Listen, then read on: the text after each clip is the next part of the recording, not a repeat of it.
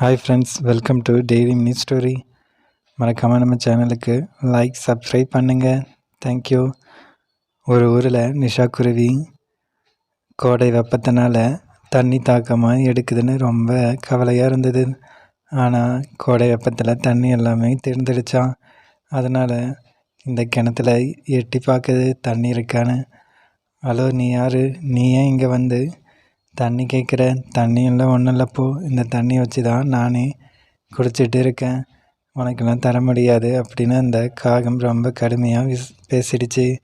அதுக்கு நிஷா குருவியோ, ஒரு தண்ணி கூட உங்களால் தர முடியாதா அப்படின்னு ரொம்ப கவலையாக கேட்டது. தவிச்சவங்களுக்கு தண்ணி தாங்க, அதுதான் நம்மளுக்கு நல்லது, அதுதான் பின்னாடி உங்களுக்கும் உதவும் அப்படின்னு சொல்லிச்சு. அதெல்லாம் எனக்கு தெரியும், நீ போ அப்படின்னு சொல்லிடுச்சு காகம். உடனே நிஷா குருவி அங்கே ஒரு காட்டு பகுதிக்கு வந்தது. ஐயோ, தண்ணி தண்ணி அப்படின்னு மயக்கமே ஆகிடுது நிஷா. உடனே அங்கேருந்து தேவதை, கவலைப்படாத நிஷா, நான் பார்த்துக்கிறேன், இந்த வழியாக போ, அங்கே ஒரு பெரிய குளம் இருக்கும், அங்கே உன்னுடைய தண்ணீர் தாகம் எல்லாம் தீர்ந்துடும் அப்படின்னு நிஷா குருவிக்கு தேவதை சொல்லுது. சொல்லிட்டு உடனே மறைஞ்சிடுது.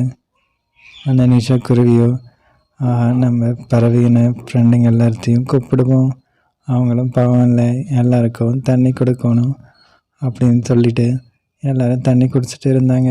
உடனே அந்த குளத்தை காக்கிற அந்த பேய் வருது. ஹலோ, நீங்களாம் யார்?